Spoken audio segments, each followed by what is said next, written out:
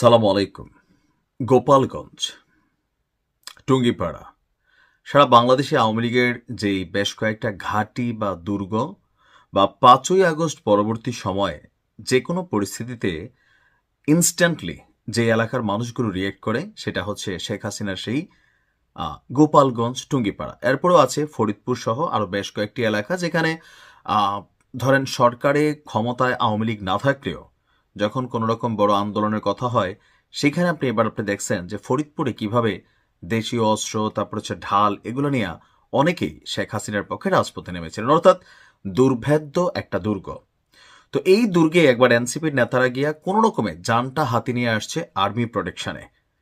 গোপালগঞ্জে এখনো আওয়ামী লীগের আধিপত্য হিউজ পরিমাণ আছে, তবে প্রশাসন একটা জিনিস কিন্তু এই মুহূর্তে আপনি আওয়ামী লীগের সময়টার সাথে একটা জিনিস আপনি খুঁজে পাবেন মিল, সেটা হচ্ছে কি আওয়ামী লীগ মাঠে যতটা শক্তিশালী ছিল না, প্রশাসনের সাপোর্টে আওয়ামী লীগ এর চেয়ে বেশি শক্তিশালী ছিল।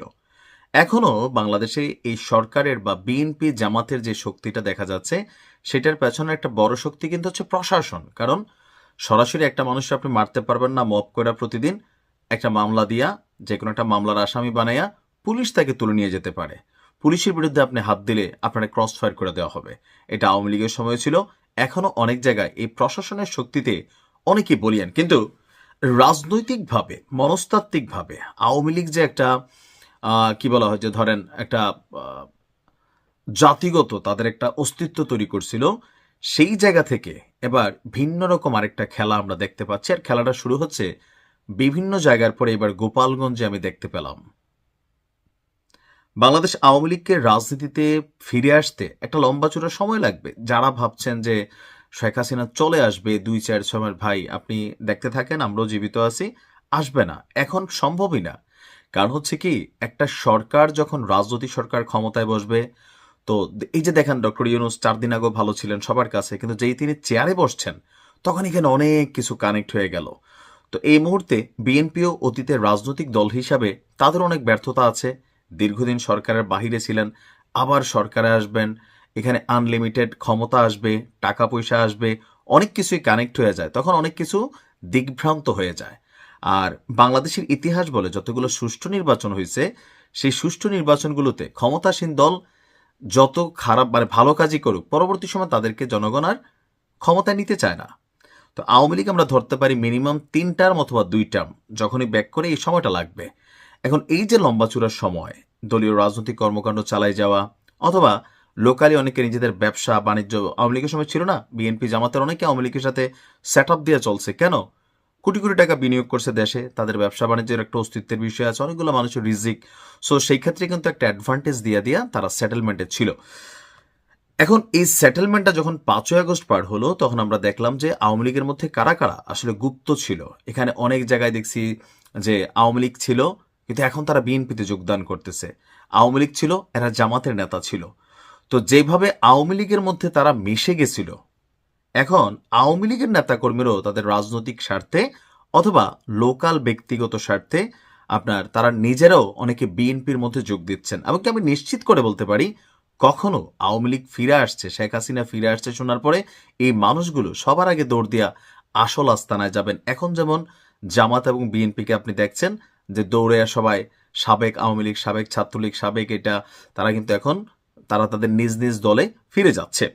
ঘটনার প্রেক্ষাপট হচ্ছে গোপালগঞ্জের কোটালীপাড়া উপজেলার রাধাগঞ্জ ইউনিয়নের ১ নম্বর ওয়ার্ডের যুবলীগের সাধারণ সম্পাদক মোহাম্মদ মুকুল খন্দকার তিনি পদত্যাগ করেছেন। আর পদত্যাগ করে কি করেছেন? যুব দলে যোগ দিয়েছেন। ডিসেম্বর মানে ১লা ডিসেম্বর রাতে উপজেলার ভাঙারহাট বাজারে বসে তিনি যুবলীগ থেকে পদত্যাগ করেন। পরে যুব দলে তিনি জয়েন করার ঘোষণা দেন। এই সময় একটা লিখিত বক্তব্য পাঠ করেন। তিনি লিখছেন, আমি দীর্ঘদিন ধরে রাধাগঞ্জ ইউনিয়নের ১ নম্বর ওয়ার্ডের আওয়ামী যুবলীগের সাধারণ সম্পাদক হিসেবে দায়িত্ব পালন করে আসছে, মানে গুরুত্বপূর্ণ একটা পদ আওয়ামী লীগের পয়েন্ট অফ ভিউতে। কিন্তু আওয়ামী রাজনীতির আদর্শের সঙ্গে আমার ব্যক্তিগত আদর্শের মিল না থাকায় আমি যুবলীগের সাধারণ সম্পাদকের পদ এবং সব ধরনের আওয়ামী লীগের কার্যক্রম থেকে অব্যাহতি নিলাম। সেই সঙ্গে শহীদ রাষ্ট্রপতি জিয়াউর রহমানের আদর্শে অনুপ্রাণিত হয়ে যুবদলে যোগদান এবং তাদের রাজনৈতিক কর্মসূচিতে অংশগ্রহণ করার ঘোষণা দিচ্ছি। তো ওইখানে কে কে উপস্থিত ছিলেন? উপজেলা যুবদলের আহ্বায়ক রঞ্জন মল্লিক, সদস্য সচিব মান্নান শ্যাং, রাধাগঞ্জ ইউনিয়ন যুবদলের সাধারণ সম্পাদক নাসির ফকির সহ বিএনপি এবং সহযোগী সংগঠনের নেতৃবৃন্দরা উপস্থিত ছিলেন। এখন ওনার হঠাৎ করে চেতনার মধ্যে আসলো যে আওয়ামী লীগের রাজনীতি তার মতাদর্শের সাথে মিল নাই, কিন্তু কখন আসলো? আওয়ামী লীগ ক্ষমতায় থাকতে তিনি কি আসলে এই কাজটা করতে পারতেন? এখানে আমরা দুইটা পারসেপশন নিতে পারি। যেমন ধরেন, আওয়ামী লীগের রাজনীতি করতেন বা আওয়ামী লীগকে ভালোবাসতেন, কিন্তু আওয়ামী লীগের অনেক কিছুর সাথে একমত ছিল না। এই দেশে অসংখ্য মানুষ আছে, ছিল কিন্তু কিন্তু আপনি তখন কোনো কথা বললে আপনাকে একটা মামলা দিয়ে দিত আওয়ামী লীগ, অথবা আপনাকে একটা বিপদে ফেলে দিত। এটা হইতে পারে একটা পারসেপশন। আর আরেকটা হচ্ছে, না, তখন আমি যেই দল ক্ষমতায় আছে সেই দলের সুযোগ সুবিধা, এলাকায় বেটাই আমার চিনস, ধান্দাবাজি যা আছে সব করছি, এখন সরকার ক্ষমতায় নেই, আগামী 2-3টা আর আসবে না, এই সময়ের মধ্যে পিঠ বাঁচাইতে হবে, অথবা সময় বুঝে রং বদলানো, এইরকম মেন্টালিটির কিন্তু আরেকটা আছেন। আসলে তিনি কোনটা সেটা একটু কোয়েশ্চেন মার্ক। গেল 2-3 দিন আগেও দেখলাম 200 জনের আওয়ামী লীগ নেতাকর্মী তারা বিএনপিতে যোগদান করছেন। বিএনপিও সামনে নির্বাচনকে মাথায় রেখে যে ভোটের যে বাক্সটা, এটাতে এনসিপিরও নজর, বিএনপিরও নজর, জামাতেরও নজর। আপনি যদি আজকের দিনে যতই বলেন এই দেশে আওয়ামী লীগ নাই, তারপরে আওয়ামী লীগের ভোটার এখন পর্যন্ত কিছু তাদের অথরাইজড ভোটার, তাদের পরিবার, এই সংখ্যাটা 20-30%, যারা এখনো যদি আওয়ামী লীগ নির্বাচনে আসে এই ভোটটা আওয়ামী লীগ পাওয়া যাবে। আপনি এদের মন মস্তিষ্কে কখনোই anti Awami League, anti Hasina, anti Bangabandhu যে কোনো রূপ রং দিয়ে আপনি তাদেরকে ম্যানুপুলেট করতে পারবেন না। বাংলাদেশের রাজনৈতিক দলগুলোর মধ্যে প্রধান যে 4টা রাজনৈতিক দল, এর মধ্যে আওয়ামী লীগ, বিএনপি, জামাত যেইভাবেই রাখেন, এদের অন্তরে সেই যে দলের প্রতি আনুগত্য, ব্লাডের মধ্যে দলের প্রতি আনুগত্য, এটা আপনি বের করতে পারবেন না। জেল, জুলুম, ভয়, গ্রেপ্তার, মামলা, হামলা এগুলো হয়েছে না? হয়েছে। জামাত কৌশল অবলম্বন করে আওয়ামী লীগের ছায়া তুলে গিয়েছিল, বাট তারা তাদের কার্যক্রম অন্যভাবে চালিয়েছে। অর্থাৎ যে শক্তিটা আছে সেই শক্তিটার সাথে কানেক্টেড হইয়া তারা তাদের এজেন্ডা বাস্তবায়ন করছে। সো এই টোটাল দৃশ্যপট দেখে আমার কাছে মাঝে মাঝে মনে হয় যে জামাত তখন যেই কাজটা করছে, বিএনপির কিছু কিছু জায়গায়, সব জায়গায় না, বিএনপির রাজপথে ছিল, জামাত বেশি করছে।